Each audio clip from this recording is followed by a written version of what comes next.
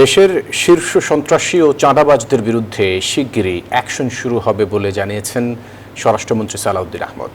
বলেন, নতুন সরকারের ১৩ দিনে দেশের আইন শৃঙ্খলা পরিস্থিতি অনেক উন্নত হয়েছে।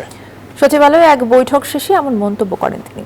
সেনাবাহিনীর সদস্যরা মাঠ প্রশাসনের দায়িত্ব ছেড়ে ব্যারাকে ফিরে যাওয়া উচ্চ পর্যায়ের রাজনৈতিক সিদ্ধান্ত, তবে শিগগিরই তারা ব্যারাকে ফিরে যাবেন বলে জানান স্বরাষ্ট্রমন্ত্রী। দায়িত্ব নেয়ার পর ফায়ার সার্ভিস ও সিভিল ডিফেন্সের কর্মকর্তাদের সাথে সচিবালয়ে স্বরাষ্ট্রমন্ত্রীর প্রথম বৈঠক। দেশের সব উপজেলায় ফায়ার সার্ভিস সেন্টার খোলার সিদ্ধান্ত হয় বৈঠকে। বাড়ানো হবে এই বাহিনীর লোকবল।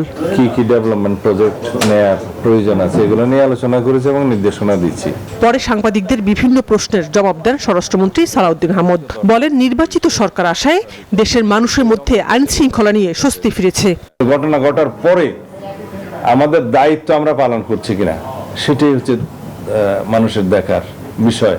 আমরা সেটা জনগণকে দেখাতে পেরেছি। আইন শৃঙ্খলা বাহিনী কতটা আন্তরিক, কতটা কঠোর, এই সমস্ত বিষয়ে সেটা আশা করি জনগণ ইতিমধ্যে বুঝতে পেরেছে।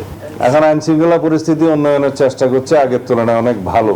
একটা রাজনৈতিক সরকার প্রতিষ্ঠিত হলে স্থিতিশীলতা আসে, মানুষের মনে একটা শান্তি আসে এবং নিশ্চয়তা আসে। ত্রয়োদশ জাতীয় সংসদ নির্বাচনে সেনাবাহিনীর ভূমিকা ছিল উল্লেখযোগ্য বলে জানান স্বরাষ্ট্রমন্ত্রী। বলেন, এটা উচ্চ পর্যায়ের রাজনৈতিক সিদ্ধান্তে সব মশার বিরুদ্ধে সুরক্ষা দিতে এলো বসুন্ধরা এক্সট্রিম অ্যারোসল। মশার বিরুদ্ধে এক্সট্রিম সুরক্ষা। ঠিক হবে কতদিন মাঠে থাকবে সেনাবাহিনী। সরকারের উচ্চ পর্যায়ে আলোচনা করে আমাদেরকে নির্ধারণ করতে হবে যে সশস্ত্র বাহিনী আর কতদিন মাঠে থাকবে। তারাও আর মাঠে দীর্ঘদিন থাকতে চায় না। তো আমরা এখন সরকারে দায়িত্ব নেয়ার পরে আইন শৃঙ্খলা পরিস্থিতি কতটুকু কি উন্নয়ন হয়েছে, কি করা যায়, সেটা একটা সমন্বিতভাবে আমাদেরকে দেখতে হবে। এর আগে সচিবালয়ে ভারতের হাইকমিশনার প্রণয় ভার্মার সাথে সৌজন্য সাক্ষাৎ হয়েছে স্বরাষ্ট্রমন্ত্রীর।